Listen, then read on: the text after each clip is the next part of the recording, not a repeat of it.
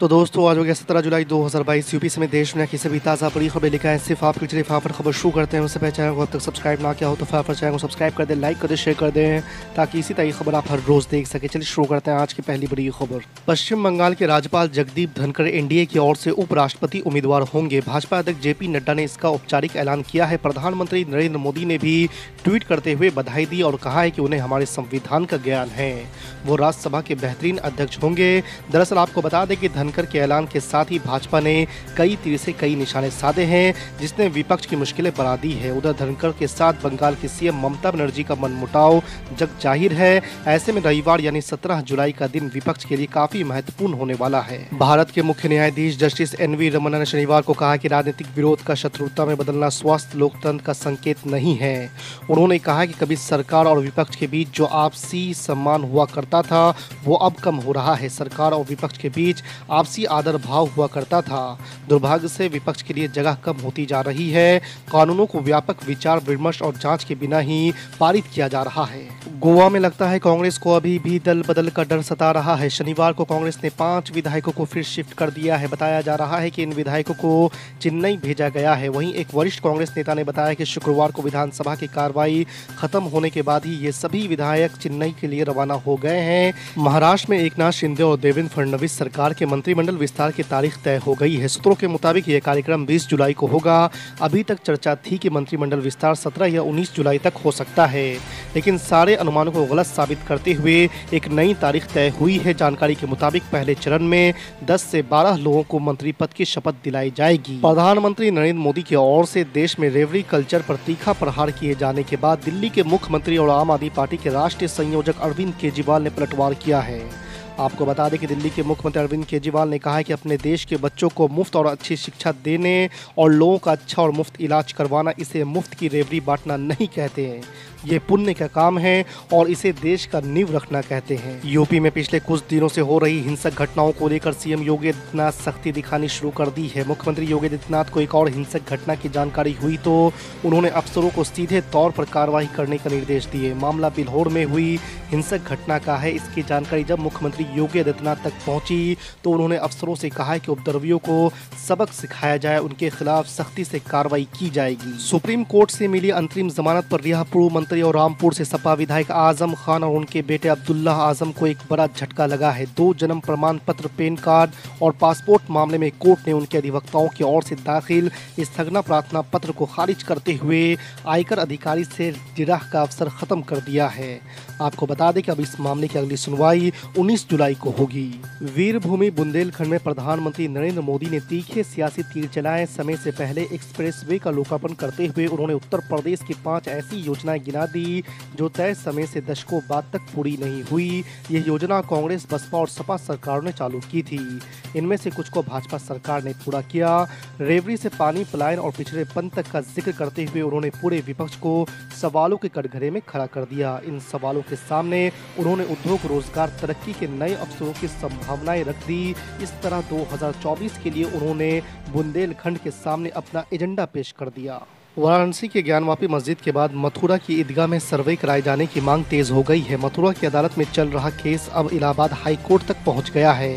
इसको लेकर मनीष यादव की ओर से इलाहाबाद उच्च न्यायालय में याचिका दाखिल की गई है, जिसमें वरिष्ठ अधिवक्ता की देखरेख में कमिश्नर नियुक्त करने और मौके की वीडियोग्राफी कराने की मांग की गई है।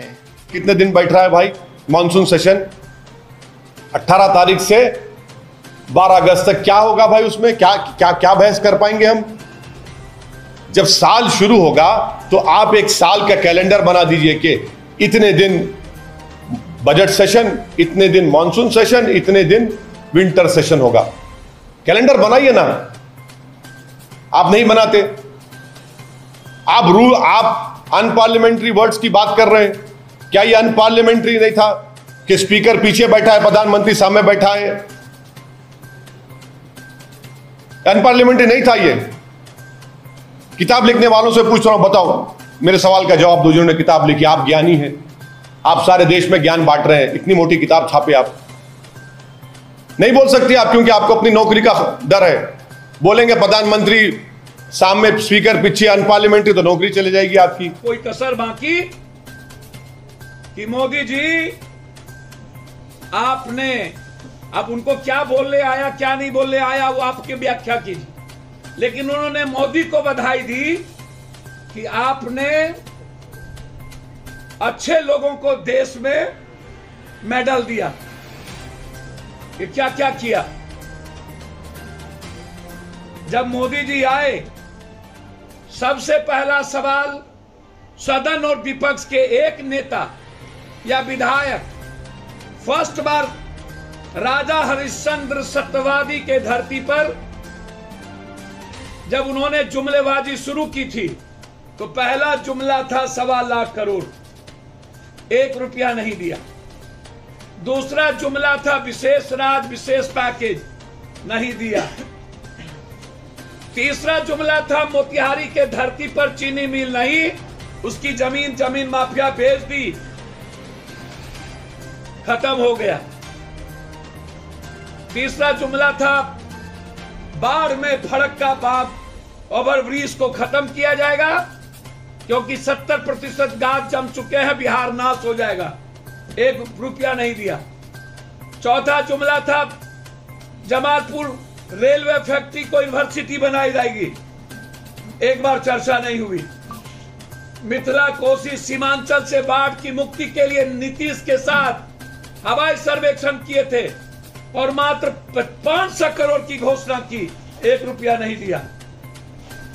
मगध में पानी लाने के लिए इन्होंने घोषणा की, मगध बर्बाद हो गया, 1 रुपया नहीं दिया। पलायन रोकने के लिए भाजपा का पहला मुद्दा था, 1.25 करोड़ से ज्यादा पलायन हो गए, 1 रुपया नहीं दिया।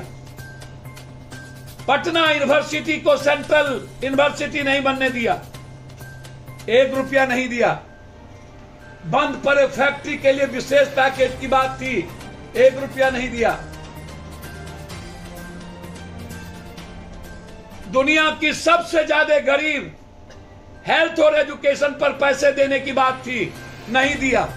जीएसटी का पैसा जो बकाया है बिहार को नहीं दिया।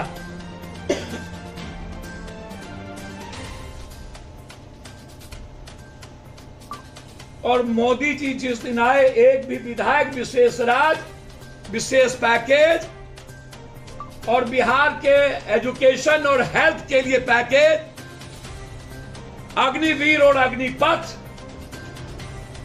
कोरोना में जो लोग मरे उसको रुपया नहीं मिली उस पर, आरबीआई पर और बेरोजगारी पर कोई चर्चा।